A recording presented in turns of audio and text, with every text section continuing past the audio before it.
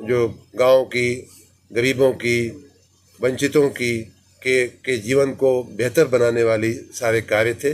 और आपने देखा कि माननीय जिला पंचायत के अध्यक्ष माननीय मनोज जी के नेतृत्व में ज़िले में जो जिला पंचायत के काम हो रहे हैं, उसके अलावा भी जो काम हो रहे हैं, उन सारे कार्यों को आज हमने लोकार्पित किया है। अब के बाद अभी हम एक कार्यकर्ताओं के साथ थोड़ी उनकी राय मऊ ज़िले के बारे में हम थोड़ी लेना चाहेंगे। अभी जिला पंचायत में हम एक बैठक रखे हैं। उसके बाद सरकारी अधिकारियों के साथ 3 टुकड़ों में हमारी मीटिंग है। पहले ज़िले के सभी उच्च अधिकारी, जिसमें जिलाधिकारी, डीएम, एसपी और अन्य ऐसे जो अधिकारी हैं जिला स्तर के, उनकी मीटिंग पहले राउंड में होगी।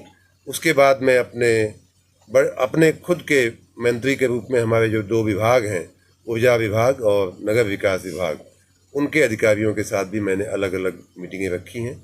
इस प्रकार मऊ ज़िले की जो शासन व्यवस्था है, उसके विभिन्न पहलुओं को देखने का आज हमने प्रयास किया है। उनमें जो भी बेहतरी की जा सकती है उसका हम प्रयास कर रहे हैं। और मैंने व्यक्तिगत एक मेरा ये संकल्प है कि मऊ ज़िले को सुशासन देना और मऊ ज़िले को गुड गवर्नेंस के मामले में, सुशासन के मामले में एक उदाहरण के रूप में प्रस्तुत करना, और यहाँ की जो इंफ्रास्ट्रक्चर है, यहाँ की जो आधारभूत संरचना है, उसको भी दूसरे लोग इसका उदाहरण दे सकें, इस प्रकार की बनाना, ये मेरा एक मेरी व्यक्तिगत सपना है। उस सपने में हमारे अधिकारीगण सहयोग कर रहे हैं। आप सब भी, मीडिया के लोग भी उस प्रयास में हमारा सहयोग करिए, ऐसी आपसे विनती है। घोसी में एक वैकल्पिक ऊर्जा, सौर ऊर्जा के रूप में उसको भी, वो भी मेरे ध्यान में है। हम उसे भी बेहतर आगे बढ़ाने की कोशिश करें। हरिघाट में विद्युत उत्पादन केंद्र के रूप में फाइल शासन में पड़ी है केंद्रीय, ऐसा कुछ है तो हम देख लेंगे। हम उसे इन सारी व्यवस्थाओं को बेहतर बनाने का मेडिकल कॉलेज जो पीपीपी मॉडल, उसके समक्ष जानना चाहते हैं क्या?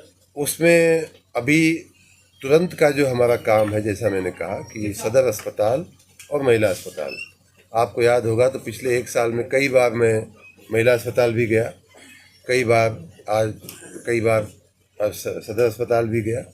मेरा विशेष ध्यान है स्वास्थ्य सेवाओं पे, और मेडिकल कॉलेज भी उस कड़ी में एक कड़ी है, उसको भी हम उचित समय पे हम ले आएंगे। सर, जनपद की क्षेत्रीय सड़कें जो है बहुत खराब है, उनके लिए कुछ योजना बन रही है? कुछ ऐसी सड़कें बिल्कुल ऐसी सड़कें आपने देखा कि आज जो शिलापट बने थे, जिनका आज लोकार्पण किया गया, उनमें कई ऐसे कार्य थे जो ज़्यादातर काम ग्रामीण क्षेत्रों के लिए ही हैं, और उनमें और भी जो काम करने हैं वो किया जाएगा। सर, जो बड़ी सड़कें हैं जैसे जो पीएमजीएसवाई से है, उसके लिए नया मॉडल आया है कि उसी से सड़क बनेगा, तो उसका टेंडर नहीं हो रहा है, मतलब जीरो उस पर आ गया। अभी स्थानीय बातें हैं, स्थानीय पदाधिकारी और अधिकारी ही बता पाएंगे, उनको देख लिया जाएगा। अगले महीने से बिजली महंगी होने वाली है, ये किसने कहा आप? चलिए, धन्यवाद, आप सबका धन्यवाद। बिजली कटौती से कब जनता को मुक्ति मिलेगी? बिजली कटौती अब आप देख ही रहे हैं, बिजली पूरी आ रही है, बिजली मिल रही है। और आप लोगों के माध्यम से एक मैं और जनता से अपील करना चाहूँगा, आप हमारा इसमें सहयोग करें मेहरबानी करके। आपने देखा होगा कि विद्युत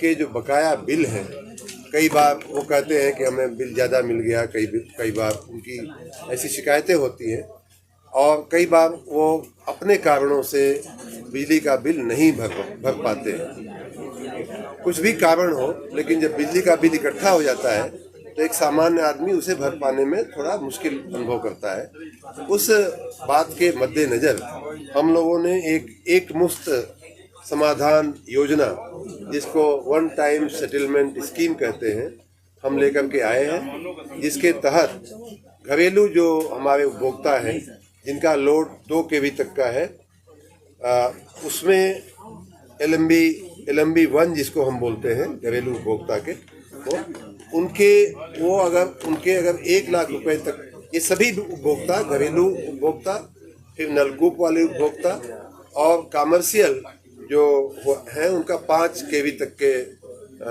जो उपभोक्ता हैं, उन सबको हमने ऐसी योजना लाए हैं कि 1 लाख रुपए तक का अगर बकाया है तो उनको 6 किस्त में भरना है, और 6 किस्त में अगर भरते हैं तो जो दंडनीय ब्याज होता है, जो सरचार्ज होता है, उसमें से 100% मुक्ति देने की हम लोग योजना लेकर के आए हैं।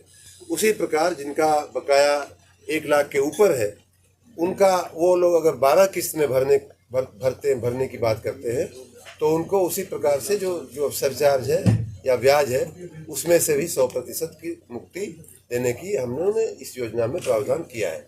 इस प्रकार लगभग 1/3 से लेकर के कहीं तो मैं देख रहा हूँ कि 40% तक आदमी को बिजली की जो उसका बिल है उसमें से कमी हो जा रही है, राहत मिल जा रही है।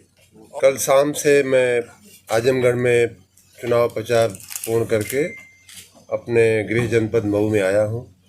रात में अपने गांव में निवास किया था और सुबह से आज मऊ जिले के विभिन्न सरकारी कार्यक्रमों में मैं लगा हूँ। विशेष रूप से आज मुझे बहुत खुशी है कि आज के मऊ के कार्यक्रमों की शुरुआत हमारे कुछ ब्लड डोनेशन करने वाले लोगों को सम्मानित करने से शुरुआत हुई।